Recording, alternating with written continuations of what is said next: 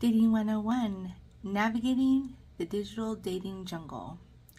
And I think that's a great way to sum it up because that's exactly what it is. And you have to be aware of what you're doing when you are exploring dating apps and, corresponding on dating apps. And it's not always easy because, I think people get in that mindset where they just want to find somebody and it's almost, I don't want to say desperate, but it's like that's what's fueling the fire. And we don't always see things clearly when we're in that mode.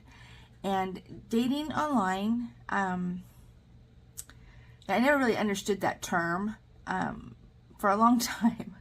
I'm like, how do you date online? How does that work?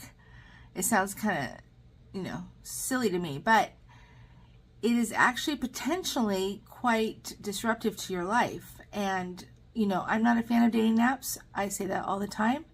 And I've stated my reasons many times. But if you are on a dating app and you are trying to navigate your way through it, there are some things that you need to know and things that you can do to help protect yourself from, endless spam and things like that. Number one is don't give out your personal phone number to anybody. I would not give my personal phone number out until I met somebody face to face. That's just me. And I think it's a good idea.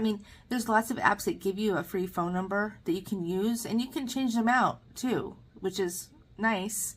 But don't give your personal information out, your address or your email, not even your email address, because there's scammers out there trying to get your information to sell to data brokers. And then there's red flags. And there's so many, I don't have time to list all of them, but there's red flags that you need to look out for. And mostly when you get a message from somebody, read it a few times and read it out loud to yourself.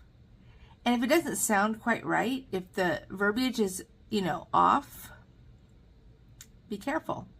This happens a lot. A lot of the scammers copy and paste messages and they just, send them out to endless people and they just keep going until they get, some hits back and some messages back, and then they try to get your information. Like they'll say, well, I'm at work, I can't talk, but can you chat?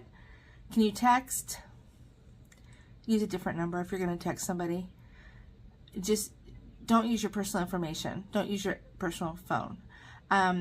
Also, if you get the overly charming men, pay attention. Because they tend to be very, very charming initially, and they start, making like, weird demands and weird requests. And it's kind of hard to explain, but I actually had somebody do this to me on TikTok, and it was actually comical to me because I'd never spoken to this person, but I got a message from them offering me a job. But what they're doing is they used a business name that's existing, that's pretty relevant on TikTok, and they used that business name and set up a profile to, like, they took their videos and everything and posted them on their own. So they were like pretending to be a business. And then, I played along because I knew it was BS. So I played along, had a little fun with it. And the person sent me a thing saying that they had to chat on this, they had to message on this private app that's separate from the TikTok private messaging. So I played along. I sent him a link so I could get his IP address. And as soon as I did that, he went and deleted his information. Set up more profiles under that same name, still doing it. And, it's scary, the tricks that they play. And they're doing this on dating apps, and they are, preying on what they think are vulnerable women. So if they say, hey, beautiful, blah, blah, blah, run. Because I'm sorry, if some guy messages you and says, hey, beautiful, don't answer them. Don't acknowledge that.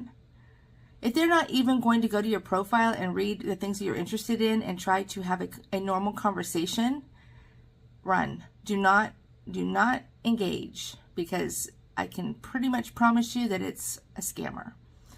And And also, you know, the oh, I can only text thing is a big red flag.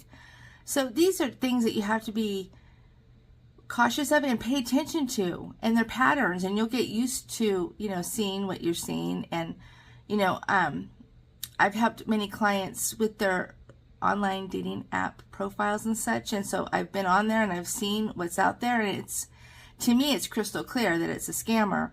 But if you're in that place where you want to find somebody, you may not be aware. So just be careful and don't give out anything until you've met them face to face. Good luck.